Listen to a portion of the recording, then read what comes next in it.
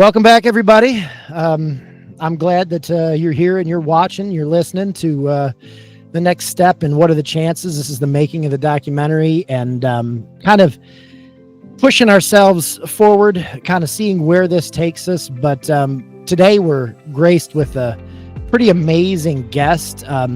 We have Bruce Malone from the Search for Truth Ministries. Super excited, especially because with this documentary, a lot of this is based off some of my dad's old work and things. And Bruce actually worked with my father on a couple things in the past. So really cool to have him as part of this. I'm super excited and welcome to the show.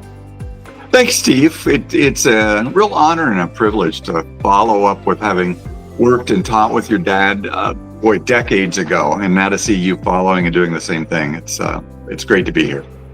When I actually reached out to you, I didn't know that you guys had ever done anything together before. So it was kind of God just kind of putting our paths in place, and it's a pretty amazing thing. So I'm like I said, extremely blessed, and God, He crosses our paths at times with people that we're supposed to be in contact with. So I really do appreciate you.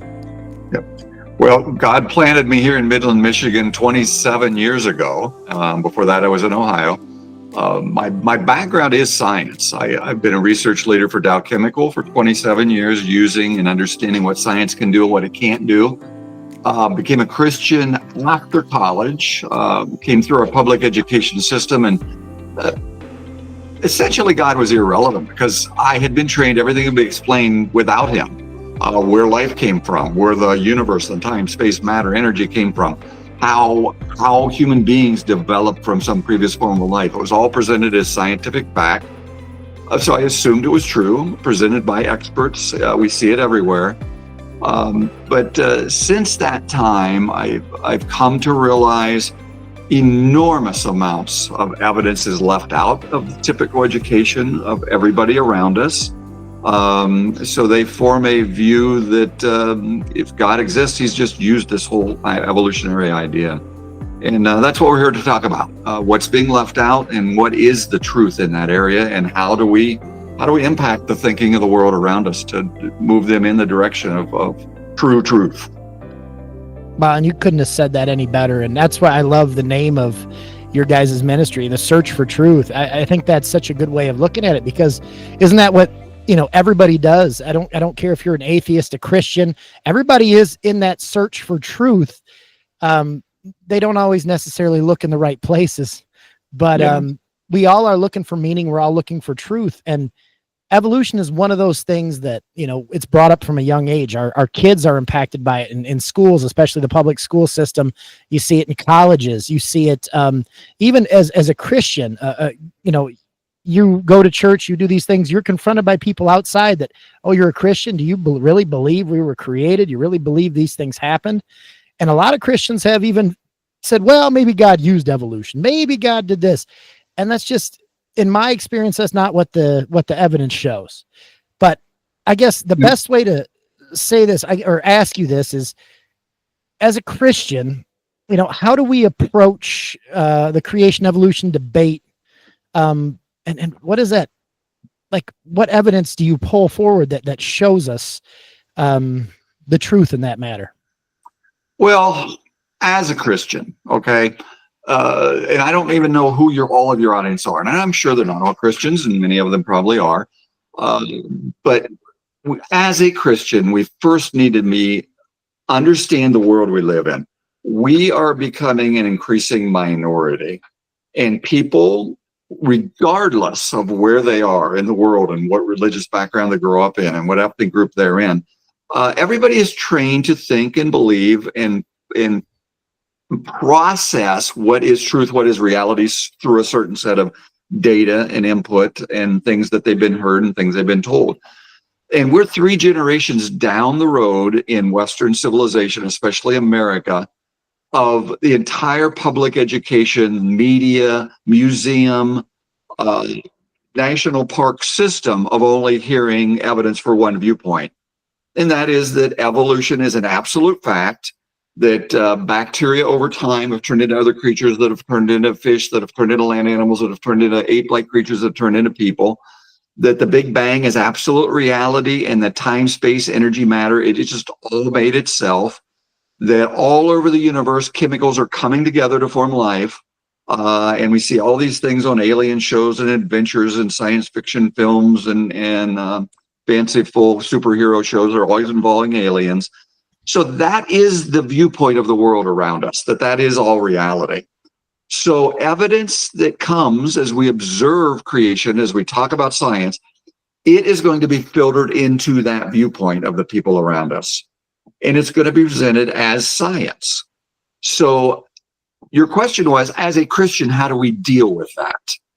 In the starting point, and I hope your listeners are going to take this to heart, our starting point with any conversation as you're trying to make the Bible credible, trying to make God real to them as a real entity who has really interacted with the creation he has made in the past in very specific ways, is to help them understand we're not talking about science versus religion. That is the slanted playing field that the world wants us to stand back and defend ourselves and try to promote our religion upon other people. It's two philosophical viewpoints, two belief systems that are diametrically opposed to one another. They can't both be true. One belief system says the reason the universe, if you think of the universe as a box, exists, time, space, energy, matter, is because there's something outside of that universe of time, space, energy, matter, what's testable, measurable, tangible, touchable, experimentable, who started it all, who made it all. And he told us he did that 10 times, and that's cosmology. So either it all made itself or there's something outside that made it. Neither one can be proven in a scientific laboratory. They're both philosophical beliefs. Life itself, could chemicals come alive? Could just random processes create the complex chemicals of life, the systems that are needed for the first cell to come alive? It's a belief that all happened. Nobody can go back in time. You can't do it in a laboratory, but you can statistically show are certain things possible or they are impossible. God said he made life, and then he told us 10 times he made very separate, distinct forms of life. So that's a model for biology. Now, what can science do? It can systematically look at how things operate and determine, are certain things possible or are they impossible? And it can see which of these two viewpoints fits the data the best. So that took I just talked for maybe 3 or 4 minutes. But as we approach anybody who's trained to leave God out, and even Christians, they're trained to think in a way that leaves God out. Christians are trained in our education system to analyze everything in a leave God out, atheistic viewpoint. And we have to understand that, and we have to address it on that level. It's not science versus religion, it's religion versus religion. And where is the truth? Mm-hmm. And if you start the conversation in that way, without attacking specific ideas, without attacking specific beliefs, and get people to the point where they're willing to discuss, well, have we ever seen chemicals come alive? And the answer is going to be no. Then is what you're believing, is it science or is it faith? And it's really faith versus faith. And now you can start looking at what is the evidence. So that was a long answer to your question, but I hope it helps start that conversation groundwork for folks. I think that's a great way of looking at it, because just like anything else, right? Faith is on any of those things. When you talk about evolution, when you can't, the stuff that is presented as fact, the stuff that's presented as the truth in schools and saying, and these things, we don't see in nature. We don't see these processes. We don't see even, the ideas of like aberrant forms or things like this. We don't see a transitional thing between one species or one animal to another. It's just, we don't see it. And we'll talk about specific examples of that as we continue to discuss even over this next hour. Instead of talking generalities, this allows us to now lead to specifics. And that's what opens people's eyes, not kind of general overarching statements. but let's talk specific examples of what do we see about life? What do we see about the different kinds of life? So on. Well, before we do that, I want to give one illustration that I always, and Dr. Kent Hovind was one of the guys I love listening to some of his stuff. And there's a couple other people that have brought up some really good points, but I'm going to do it on a much simpler level. And you see this right here. This is just a pen. Yep. Pen, you can click it on and off. This is a very simple thing. There's a little ink cartridge. There's a little grip, a little part that screws on the front. This is extremely simple. But anybody out there who looks at this will say, well, that was made by somebody, right? This is such a simple thing compared to one strand of our DNA that is I can't remember how many million different little segments long. It's about 3 billion letters long. There you go, 3 billion. I was way off on that one. So we say 3 billion letters long. But we have this simple pen that we can definitely say was created by somebody. They put this together. But when we look at our bodies, the fact that we can think something that complex, the human brain is more advanced than anything in this entire world. The thing that we can process, think, feel emotions, reason. It just is something that it blows me away that we can believe that potentially could be an accident. But that's one small thing. But jumping forward, I would like you to, like you had said, talk about a couple specific examples where we see that in nature, right? Where we see that. Well, go ahead. I'm going to let you dive in. Well, let me just last night, and this is no coincidence, I had a chance to speak to about 50 students at Northwestern Michigan University or college up in Traverse City. And it was a Christian group, but there were definitely some non-Christian kids there. And I just wanted to zero in on a specific example to put in front of them of that question. Could a step-by-step process have created this very simple bacteria that I'm about to show you, or is it an impossibility? So just like your pen, I've put up a picture of a single cell bacteria, and it has the simplest form of life we've ever found has about 1,000 parts. Your pen has, I bet, if you pull them apart, about 8. And each of those parts are, as you said, they're just molded. They're molded plastic. There's an ink cartridge that has several components that have come together to form the ink cartridge. It has a tip you can screw on the end.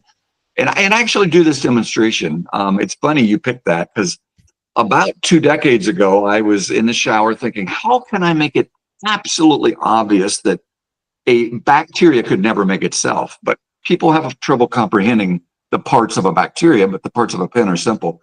So what I do, and I've done this experiment probably 1,000 times in front of students in churches and universities, and I've spoken to over 300,000 students in 12 nations over the last 20 years. But I'll take the parts of those pens and I'll just drop it into a coffee can, plastic coffee can, the tip, the spring, the ink cartridge, the clip that goes on your pocket. And there's about 7 parts. And then I'll say, you know, each of these parts have to be an exact 3-dimensional shape of exactly the right shape and exactly the right size for it to work as a part of a pen. If the shape is wrong, if the hole is the wrong size, if the ink cartridge isn't there, if the ink isn't inside, every single thing has to be the right size, shape, and in the right position for the pen to function as a little machine, a little mechanism. And a cell is a little machine, a biological machine. So then I say the only thing evolution has to offer is random rearrangement in time. So it's an open system. We'll add energy, and I'll shake the can, and I'll spin it, I'll kick it, and I'll throw it. And I'll say, well, who believes this is going to turn it back into a working mechanism? All the parts are there. We can't even explain without intelligence where the parts came from of a pen. They're specific. And everybody gets the point. So then I say, well, you know, in 1952, scientists added an explosive energy to methane and ammonia and hydrogen gases. And they created these things called amino acids, which are the building blocks of proteins. The parts of a living cell are primarily proteins. They're like stringing together all these beads, but the beads have to be in a specific order so that the whole chain will bend and fold to form the right 3-dimensional shape. And if even one bead's out of position, like of Lego blocks, if you don't stack them correctly, you don't get the final part. And if you don't have the final part, it doesn't work in another part, and then you can't make the structure. You get the concept. That's what God has done. The amino acids are his Lego blocks. So then I add a firecracker to the can, okay? Drop in a firecracker. Boom, lots of energy. The lid blows off. Smoke comes billowing out. And then I reach into that can and I pull out a reassembled can because I've hidden a second pin in the can. Now, everybody watching this immediately bursts into spontaneous laughter because what I have just done is so over the top absurd, it's completely laughable, uncontrollably laughable. I can do it with 1,000 kids in a school system, and they all break out laughing because it's ridiculous. But then I drive home a point, and 20 years later, if anything else I've ever done is forgotten, everybody always remembers what I did there with that can. Because I combine humor and reality and surprise with profound teaching. When I pulled out that reassembled can, I deceived you by pretending the impossible is the impossible. And that's what folks who believe in evolution are doing, because they're trained to believe it, because it leaves out the only other possibility. There's an intelligent designer called God who had to have lined up the amino acids, had to have made the right shapes. And there's 1,000 of them, and every single protein, every single shape in even the simplest cell of life has to all be there at once or nothing works. So it's a billion times more complex than what they just laughed at. And yet we are involved in an education system that is systematically training every single child that comes through that system that's something absurdly laughable, a billion times more ridiculous than what they just laughed at, is actually truth and reality. And we know it's not true because science works by observation and experimentation. In every experiment ever done, even when we cheat and start with these complex chemicals, parts that can't make themselves, we can never get them to come alive. And we spent billions of dollars and millions of experiments in labs all over the country and hundreds of years trying to make it happen. And the result of every experiment is the same. Chemicals never come alive. And statistically, we can show them why it can't happen. Last thought, you see, science works so that we can understand that God made an organized, systematic universe that works by understandable, reproducible laws. So we will know what happens today will happen tomorrow, and we can depend on it. And it's what we've allowed us to produce cell phones and airplanes and combustion engines and refrigeration and send men to the moon, because it's a tool that helps us understand creation. But God also told us he did certain things that could never have done themselves. The creation of life, the creation of matter and energy. And he holds us accountable to that. In the book of Romans, it says, everybody is without excuse. This is Romans 1, chapter 9, verse 19 and 20. For belief in him by observing creation. We can even understand his very power and nature. So everyone is without excuse for belief in God by observing creation. You see, God made the universe in such a way that by observing it, we will know it couldn't have made itself. He made life in such a way that by observing it and using science, we will know it couldn't have made itself. So nobody, whether they've got a Bible in front of them, whether they're born in a culture somewhere in the jungle, whether they lived 2,000 years ago or today, nobody can stand before God some day and say, I would have believed in you, I would have obeyed you, I would have followed you if I just knew you existed. Because the evidence is in front of every single human being because of creation. This is an important topic. No, I agree with you 100%. I think it's funny that experiment you just talked about with the coffee can and I'm fairly certain my dad might have stole that one from you, because he would do that at school for the kids. He did. He'd put all the Yep. Lego pieces of a Lego guy in there and say, you think it's going to get put together, put the firecracker in there, it goes up, and he'd pull out a full Lego guy, just like you were talking about. I love that. He took my idea and he improved upon it, which is intelligence. That's what that's what we do. Oh, But God bless him. Yeah, I no, just absolutely love it. yep. So Well, going forward and using this now, like I said, we're getting this, and I know it's my job, and feel free to jump in wherever you feel and take this. I always like to say when we do these shows, we let the Holy Spirit lead the way, because somebody out there needs to hear something specific that we're talking about. One of my main concerns as a whole is, like you said, we get indoctrinated from the very beginning. Kids are hearing this stuff, in first and second grade when we start hearing about science and all these things, and we have this indoctrination. I know it's my job as a parent to help my kid through those things. But as you get to an age when you're very impressionable, high school, college, how do we equip these, my kids right now? I have a kid who's 14, another one that's 10. How do I equip those kids to be ready? How do they respond in those situations when we get faced with that?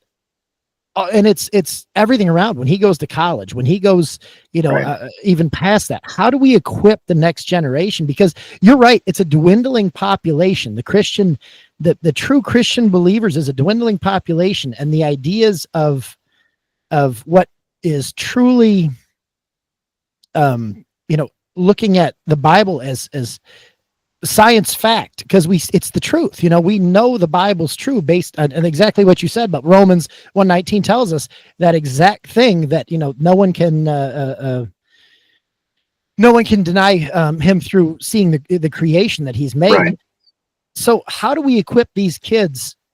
How do we stand on that apologetically? What evidence do you have for these kids to show them? And then on top of that, how can they impact the people around them by showing them these things as well? Does that make sense?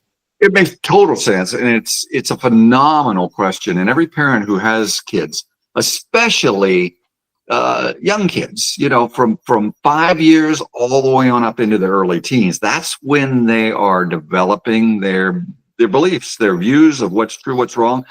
And many parents, they really have no other option than public school. And they have to realize they may be blessed with a Christian teacher who is going to take a little bit of freedom that they have. They're bound to follow a curriculum that's going to leave God out.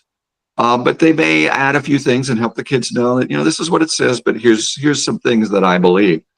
But the further along they go in the education, the more likely a teacher who does that is putting their very job at risk. And if one student complains, it'll go to the administration.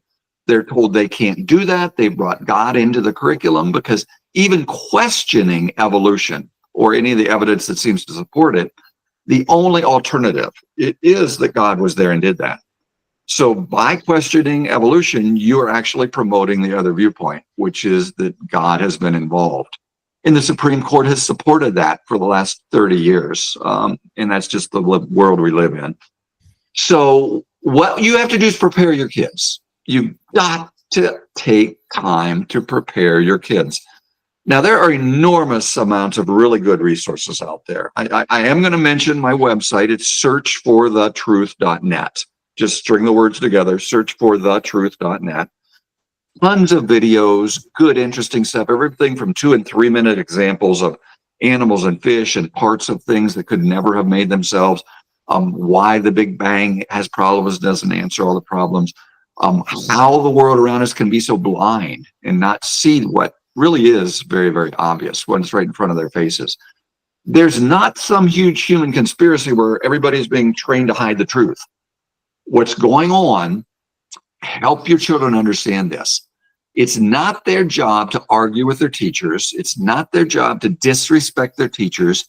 It's not their job to be the teacher, but just realize authority figures, the other students around you, teachers, they're trained to think in a way that leaves God out. And that is going to make them blind to other possibilities. Many of the examples and the lectures and the teachings I do end with an example of when any human being is trained to think in a certain way, trained that a certain thing's a truth over and over and over again to the exclusion of any other possibility. It forms a framework of reality in our mind, and we subconsciously don't have to rethink it. We just know something's true immediately because we've been trained that. Now, that doesn't mean it's true. We've been just trained to believe it's true. Now, when something comes in that contradicts it, it is just immediately rejected. It's immediately set aside. Even if there's evidence for it, it's just set aside because that framework has been established.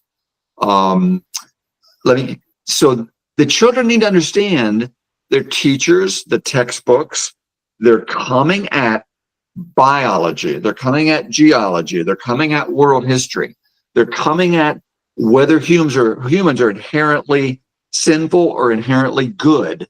They're coming at all of the biblical issues of history, science, and human nature from a non-biblical viewpoint, and everybody's been trained through the system to think that way. So you have to, as a parent, in a parallel path, show them what the Bible actually says in a clear, straightforward, definitive way, and you have to know it yourself. And then you have to show them the evidence for why it is true. Both have to be happening simultaneously. If you're just dealing with biblical stuff, they're being trained to reject the Bible. And you're going to lose because it's going to be done over and over and over again. And it's going to be done repeatedly, and it's going to be done authoritatively. And they're going to see examples of why the Bible can't be true. And if all you're doing is saying, here's what it says, believe it, you're going to lose. Mm-hmm. If you're just talking about a bunch of evidence, here's the evidence for creation here, here's the evidence for creation there, here's the complexity of life, here's the statistics, but you're not combining it with biblical truth and why it matters, you're also going to lose because they're going to hear far more information supporting evolution. But it's just information. It's not facts. It's how you interpret the facts that will determine what you come to believe to be true. And the facts are going to be interpreted in an evolutionary way. And the same with the age of creation. It's a very, very important issue that's foundational to everything else. To the age of the earth is foundational to how do we interpret the facts. The age of the earth is foundational to how old is creation. The age of the earth is foundational to has death and disease and suffering always been around. It's foundational to, well, if God exists and things are millions of years old and the rock layers are millions of years old, and life is too complex to have made itself and too complex to have slowly changed into something else, you either have to believe, well, then God made a certain kind of animal and he waited millions of years and then he just added information to make a new animal. And then he waited millions of years and added new information to make a new kind of animal. Waited hundreds of millions of years and added new information to make a new kind of animal. Well, we don't see that happening today, and there's no evidence for it, so it must not be credible. But if you accept the time frame, that's the only thing left because those animals are buried in all those rock layers. So it distorts everything to distort the time frame.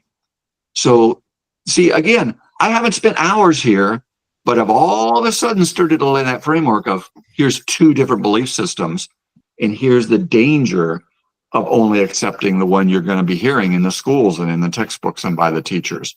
And here's why they're teaching that.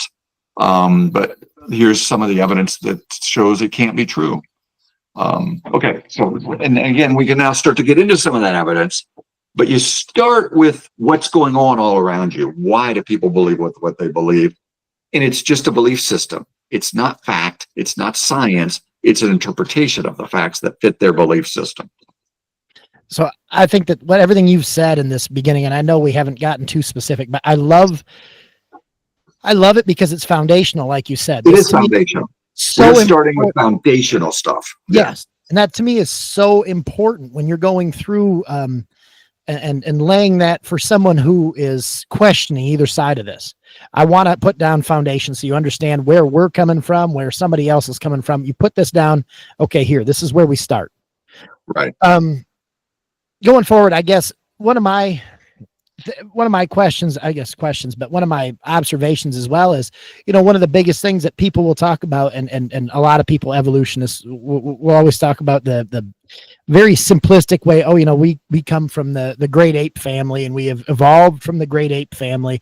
And then they've tried so hard to find missing links and things of this nature. And that's always been something that, we've dealt with, and they'll come up with a different one here or there, like the Piltdown Man, which ended up being the tooth of an extinct pig that they made a whole person around.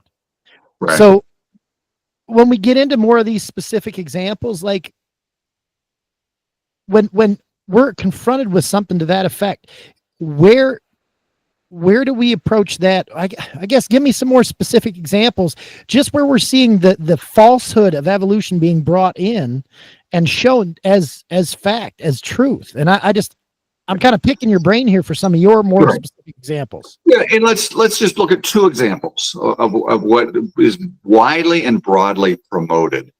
We'll start with this whole idea of apes turning into people, and it's the lining up of two things that are similar and assuming because they're similar that proves one turned into the other. That's what goes on with this whole ape to human evolution concept.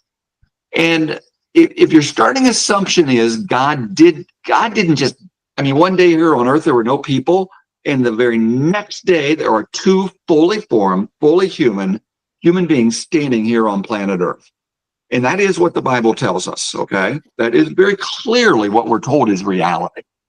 But if that's just because of your training, because of your education, because of everything you've heard, because of all the input you've gotten through your whole life, that is an inconceivable, absurd concept.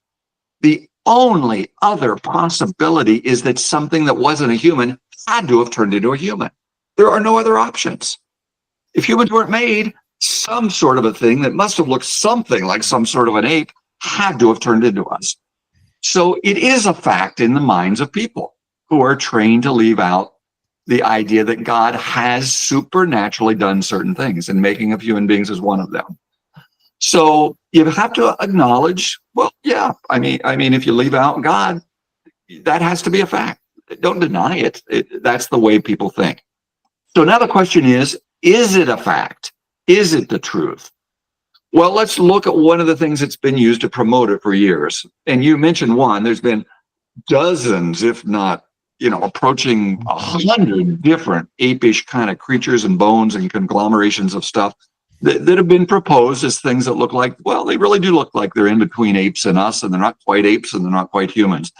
And that's a whole hour-long discussion in and of itself.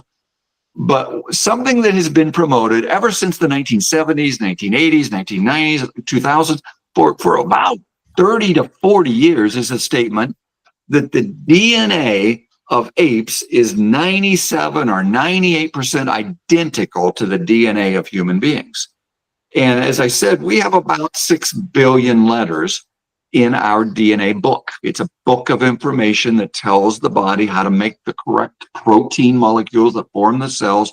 And we're forming trillions of them, every year inside of our bodies using that information. And we're told it's 98% identical. So that's 2 generations, of school students. One generation's grown into their 20s and they're having children and are now being taught the same thing. And it sounds definitive. It shows up in movies. It shows up in museums. It shows up in textbooks. It's been repeated probably millions of times over various media throughout our culture. So it's assumed to be a fact. It's presented as a fact, and it's presented as this is in absolute conclusive evidence that they're so similar, we have to have come from them. Well, in a 10-year period from about the early the 2000s up until after 2010, genetic laboratories around the world, we've developed the ability to understand science enough that we can pull apart the 4 chemicals that line up to make the DNA code. Now, the DNA code, everything that defines what is a language fits the DNA code. And there's never been an example of any language ever developed that did not come from intelligence. You're designing a meaning to a sequence of symbols. Now, it could be smoke signals. It can be a 0 and a 1. and that's the binary code. And every language, every bit of knowledge, and all of humanity can be captured by assigning meanings to two symbols, a 1 and a 0. So in the DNA code, it's 4 different chemicals that line up in a certain way, and the sequence creates information that forms shapes, that forms parts, that forms cells. Well, we learned how to decode it. Just take all of that information, the lining up of those 4 chemicals, and line them up in sequence on a page, page after page, chapter after chapter, book after book, till we've got the whole 6 billion letters lined up. And then we did the same thing with a chimpanzee. And lo and behold, when you just line them up letter by letter, it turns out there are 600 million differences. Not 1%, not 2%, approaching 20% difference. And you have to, when you transform an ape to a human being, we see the pictures where they just kind of morph the shape, and they bend over ape-like shape, and they straighten it up, and they stretch it out, and they have it walking upright instead of like bent over with long fingers and hands hanging way down. And they just morph one shape into another. But to change an ape into a human, you have to eliminate 10 to 20% of the information in the ape, and it has to be totally gone, and recreate 20 to 30, 10 to 20% totally different information. Now, it's not random. It has to be specific bits and bytes. No information computer engineer ever would believe you can just randomly change a bit and a byte here, and you're going to transform one computer program into a more complex, more useful computer program. It will always destroy the information. And statistically, with 6 billion letters, and you're going to get specific letters in specific places, or it's useless. You can't even randomly get a specific set of 50 letters in the right spot by randomly rearranging them billions of letters per second in the entire age of the known universe, let alone 600 million changed one into the other, and the original ones disappear. We know you couldn't transform the DNA structure information of an ape into a human being. And there have been technical papers written on this with silence coming back in result. So just that one example, and we know it has never happened. It's a scientific impossibility. And yet that means the only other option must be true. God wrote the code, created the structure, created the cells, created the body, and supernaturally made us. Now, that's not religion. It's a belief, because we can't go in a laboratory and reproduce it, but it's the only logical explanation for the information and the resulting systems that have to all be there at once. So that's just a look at some of the evidence that supports, the reality of the biblical worldview being the truth. So, and when you're talking about that, and you're talking about those changes, those would all have to be positive permutations. They'd all have to be in a good way, and we see entropy. Or the positive ones have to overcome the negative ones. Well, but there is science shows us that there's probably 10,000 random changes, but like every single generation of human beings, when you have the next generation, there are at least 100 permanent random mutational mistakes in every cell in your body, every nucleus of every cell in your body. Every cell that divides as we age adds mutational random changes to the point where our skin is sagging, our muscles are deteriorating, the organs are ceasing to function. We mutate to death within 100 years of cell division after cell division after cell division. And if one specific thing doesn't kill us, everything eventually does. So we know it's all deteriorating downward. Generation after generation is getting worse. Cell after cell in our individual bodies are getting worse. That is reality. The deterioration doesn't necessarily always have a negative effect, but like a molecule of rust on a car, you can't see it, but rust molecule follows rust molecule follows rust molecule until eventually the whole thing deteriorates and falls apart. And there's no stopping it. And that is what's happening in every organism, in every body, and throughout every generation.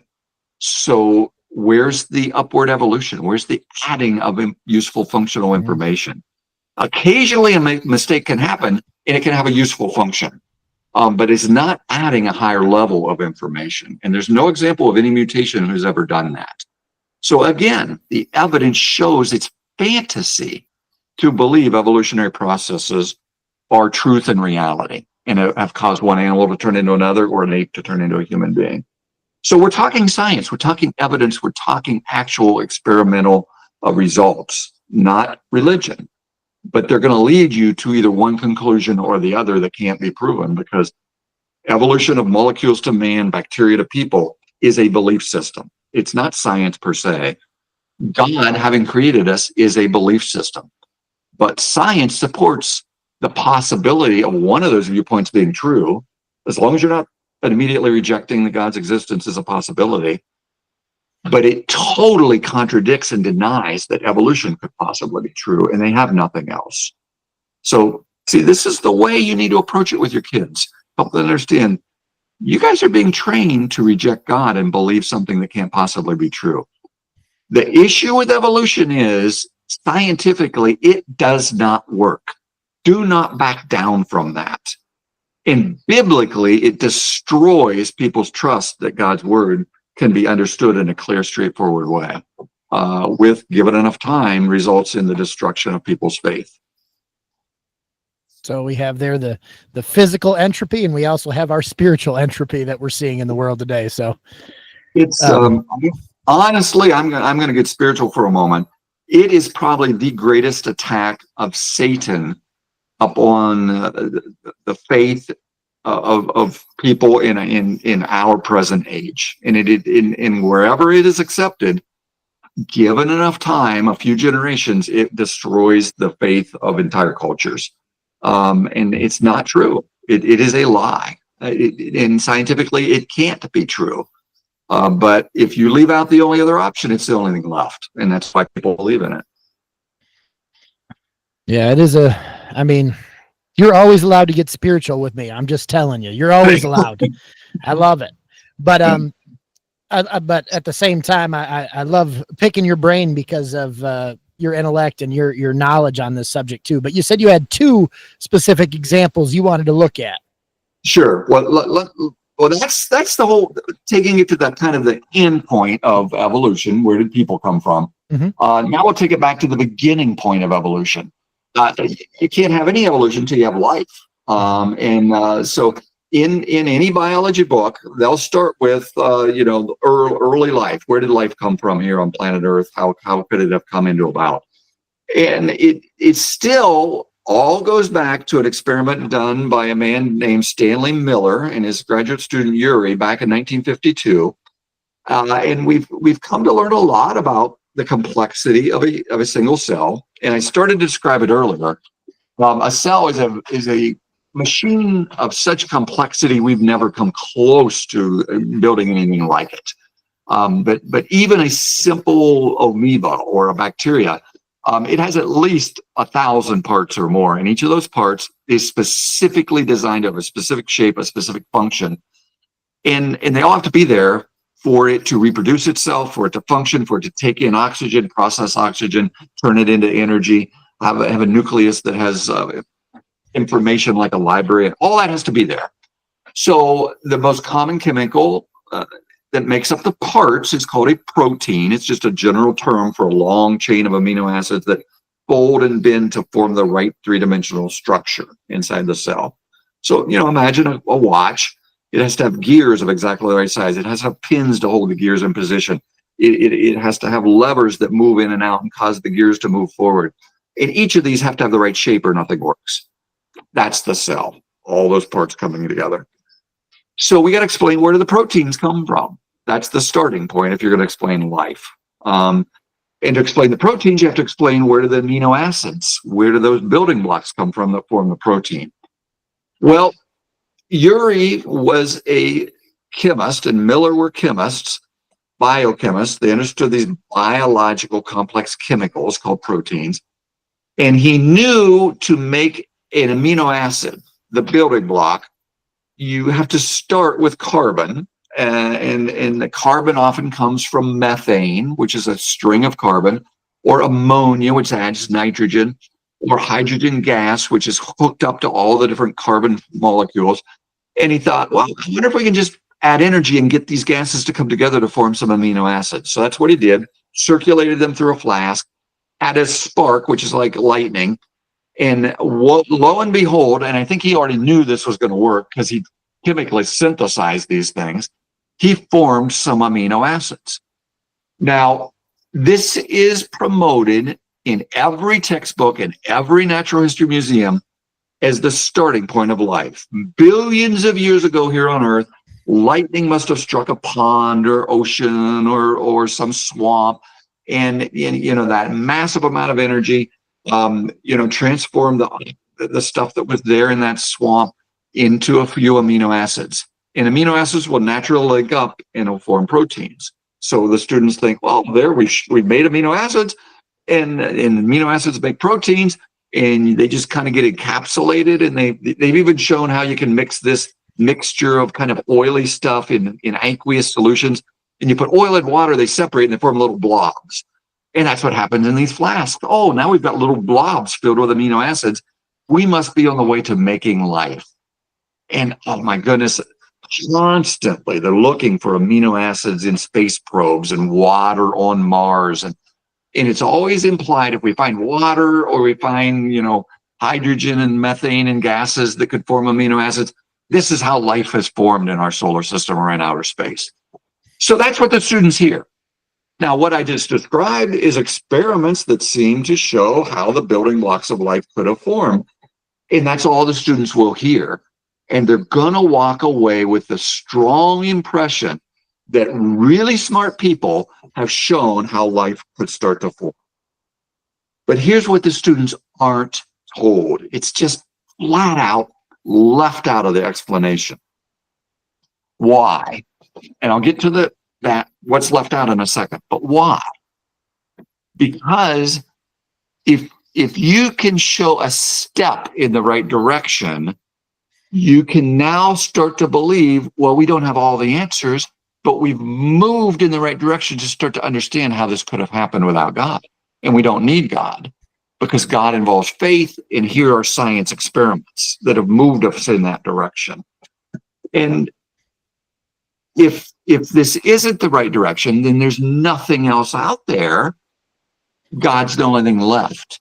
So the things that contradict it are just kind of like left out. Well, we'll figure those out in the future. Well, that's faith. If you haven't explained it, you're having faith in something in the future will explain it. So it's one faith versus another faith. It's not science versus religion again. It's just two faiths. You haven't explained it. But here's what's being left out. Now let's objectively look at what's just happened. We've made a few amino acids.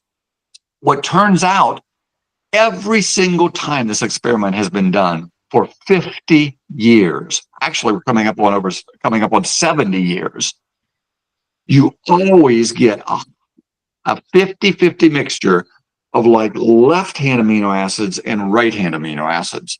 Now that's like left-hand gloves and right-hand gloves. They're identical in almost every shape, but you can't put a left-hand glove on your right hand. It never works. Life only uses left-handed amino acids, but every time the experiment's done, you get a 50-50 mixture, and they're chemically, reactively identical. There is no known way for them ever to link up when you get a blend of them and get only the left-hand ones linking up. But life has only left-handed amino acids. So it could never happen. The right kind of amino acids could never link up to form a useful biochemical. Second, every form of life, from a bacteria to a human being, and every banana tree, whales, everything that's alive, the proteins are made from 20 different amino acids. Every one of them is different, like a different shaped Lego block. And it's only using the different shapes and putting them in the right order that you get the final structure that is useful and functional in life. This experiment only formed somewhere between 6 and 8 of those amino acids. The other 12 have never been formed in this way. So it couldn't possibly be the right answer for where everything came from, because you don't even have the right starting materials. And then you form all sorts of formaldehydes and stuff that cap the ends that keep the protein chains from forming. And if you leave it in an environment with oxygen, it destroys the proteins and the amino acids so they can't link up. And if you do it in a pond or a swamp somewhere, you have cosmic rays and radiation and ultraviolet stuff, waves coming down, and it tears apart the proteins faster than they're being formed. And you have to line up the amino acids in a specific useful functioning order and have all 1,000 of them for the first form of life to form. And statistically, it couldn't happen. So what this experiment actually shows is that life could not possibly have ever formed in this way. All of the problems are ignored. All of them are shoved aside. The students aren't allowed to think about any of the issues, all of which show it couldn't possibly work. And they're just led to believe this is how life formed. So we know it's not true. Now, is that science? Is that looking for the truth, looking for what has actually really in reality happened? Or is it just blind indoctrination to hang on to a faith system? In faith that somewhere in the future, all these problems will be overcome, and none of them have been overcome in 70 years. If that's the best that's ever been able to be developed in 70 years to explain how life could form, and is fraught with problems that have never been solved, it's obvious that it couldn't have made itself. And that's what God says. It's obvious he had to have done it.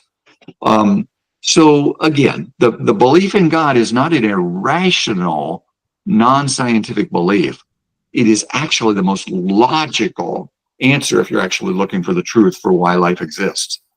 And similar problems exist as you try to explain how could an amoeba have turned into a human being?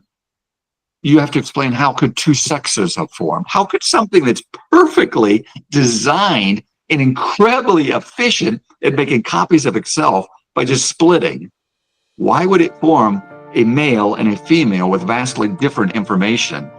And they have to happen simultaneously or the next generation immediately dies and then find each other. It's an absurdity that it could have happened by random chance. And yet it's taught, well, that it just happened billions of years ago in the past. So every step along the way of evolution has enormous issues. When we actually look at science, it shows they couldn't have happened. And that's how God reveals himself to us. But we have to be showing these things to the next generation.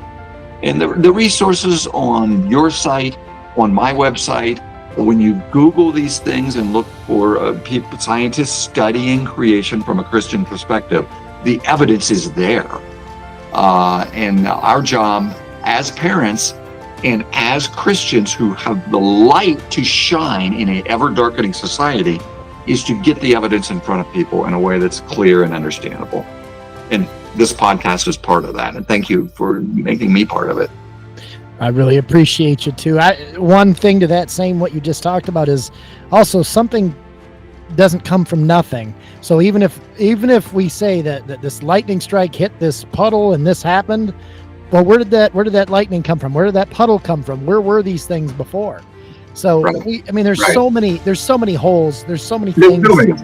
And that goes right back to the whole Big Bang. Yeah. Most people don't understand it, but if you want to believe a Big Bang, an expansive explosion turned into everything, if you start with something, you have to explain where the something came from. Exactly. The foundation of cosmology today and the Big Bang is that nothing turned into everything. And yet the most tested, most understood, most affirmed law of all science that forms the foundation of chemical engineering, my specialty, and engineering and physics and all the sciences, is that matter and energy can never be created and never be destroyed. So if you look at this box we call the universe and you say, where did the box come from? The Big Bang pretends that nothing turned into everything, that slowly turned into stars and then eventually turned into galaxies that created other elements that turned into planets, that turned into life and so on. But it starts with nothing. Well, science shows us that nothing can become nothing, and every experiment confirms it. So right from the get-go, we know the truth. There has to be something outside the box of the universe who have created the time, matter, space, and energy, and they're all interrelated, to have started it all, because it couldn't have made itself, and experimentation shows that. So your point, I just want to add the kind of scientific foundation to support what you just said. You say it much more eloquently than I ever could, so I appreciate that. Bruce, why don't you tell everybody one more time where your website is, where they can find your books, because you are a heck of an author as well. Yeah. Why don't you let everybody know where that can be found?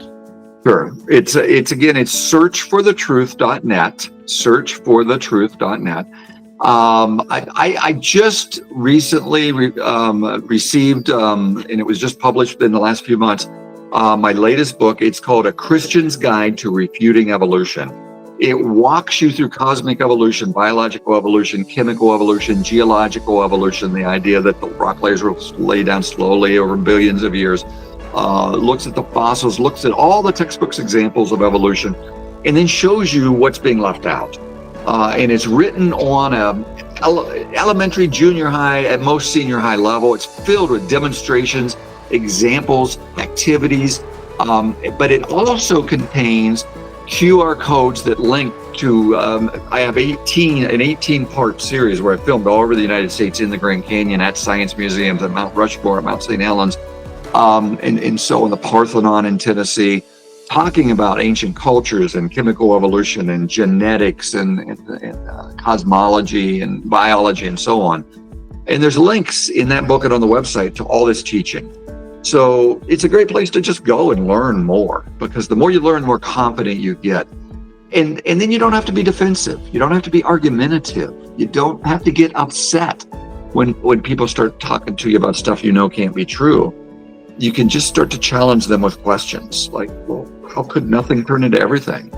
How could the complex parts, way more complex than a watch that have to be the perfect shape, have ever just developed randomly by themselves to form a cell? Have we ever seen this happen in a laboratory? Then is it science or is it faith? And just bring people back to those kind of questions. And I think it'll have a lot of impact over time. 1 Peter 3:15 says, always be able to explain a reason for the hope that you have, but do so with gentleness and respect. It does.